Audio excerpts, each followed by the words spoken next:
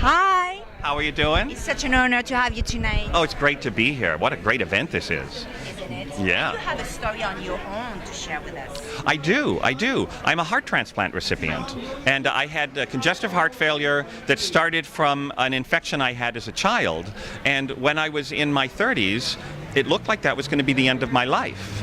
And my cardiologist, Dr. Ann Hickey, brought me into the Cedars-Sinai transplant program. And just in the nick of time, I was down to about 110 pounds and I couldn't lift my arms in the bed. Just in the nick of time, a heart with my relatively rare blood type to get a heart became available. And since then, in addition to my work as a musician, I have counseled people who are waiting for transplants. Going through the process, I didn't know just how much life I was going to get back after the transplant. I'd gotten so used to being almost an invalid, and I help people waiting for transplants realize that, sure, a surgery is traumatic, but at the end of it, you not only get your life back, you can get more health than you've ever known was possible. And I used to think, I'm getting my heart because a tragedy happened. Should I feel bad about that? And I spoke to social workers whose job it is to talk to a family who's lost a loved one, and I found out something astonishing, that that person coming to say there's a chance that the loved one you've lost can help save lives, maybe a half a dozen lives, maybe more. And often the tears that they see then are tears of joy, that they realize something positive can come from this. A liver can save up to 3 lives now. A heart can save somebody's lives. Corneas can give somebody their sight back. Kidneys can save people's lives. It's an astonishing array of things that can happen in this positive way. It is. Well, I was reading your story. That's your beautiful wife. This is Edie. This is my lovely Edie. Hi. I was reading your story, and it was saying that everybody was so touched on Glee that they decided to do a segment on it. Right, which came as a surprise to me when I first read that in the script. I couldn't even decide, is that just a coincidence, or did they do that because Ryan Murphy, the genius of the show, and his partners Brad Falchuk and Ian Brennan had become aware after we'd started working, after we'd gone through the pilot and so forth, they'd become aware that I would have died a decade before we started that project. And I never found out if that's what made him make the decision, but he did something absolutely wonderful and embedded right in the middle of Glee with this huge viewership, and especially a young viewership, this message about organ donation. And I think that's such an amazingly positive thing.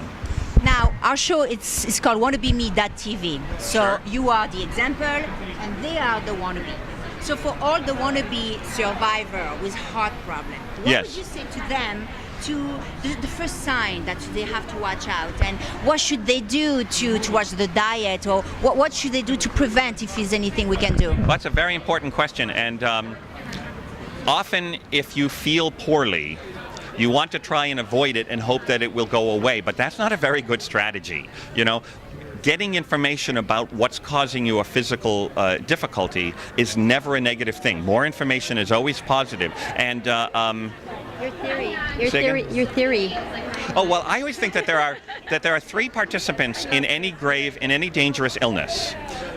There's myself, who I am, who I think of myself, my ego, my thoughts. And there's this disease, which is clearly the enemy. It's heart disease, it's kidney disease, and then in the middle there's the human body. And sometimes we can think our body's turned against us and got this disease, so it's 2 against 1. How can I fight that? All I am is thoughts. But that's never true. Your body is always doing everything it can for you. You can be depressed and not try and help your body. You can be gung-ho and have a positive attitude and do everything you can, but your body is always on your side. And there's a great old sort of Hallmark postcard Reader's Digest story that a lot of people will recognize, and I've always liked this. It's a fella gets to St. Peter's Gate, and St. Peter says, before you come in, you might want to take a chance. You can look at your life, and there's this whole path, and you see there's 2 sets of footprints, and that's you, and that's your Savior walking side by side. And the guy says, that's great, but wait a minute, look at that valley. I remember that valley. That was the hardest point in my life, and there's only 1 set of footprints. Why wasn't he there when I needed him? And St. Peter said, oh, everyone makes that mistake. No, that's when he was carrying you, right? And your body is like that. In an illness, your body is doing everything it can to help you. And if you treat it like a good, worthy fight, that's a positive fight, you know, there's no guarantee that you'll win, but your chances are so much better. The power of positive thinking is astonishing. And if you think of it as 2 against 1, you and your body are working together with the advice of doctors against this disease, your chances are a lot better than if you think of it as 2 against 1, your body's working against you. Great doctors often say they don't heal anyone. They do their best to help the body heal itself. And you can do the same thing.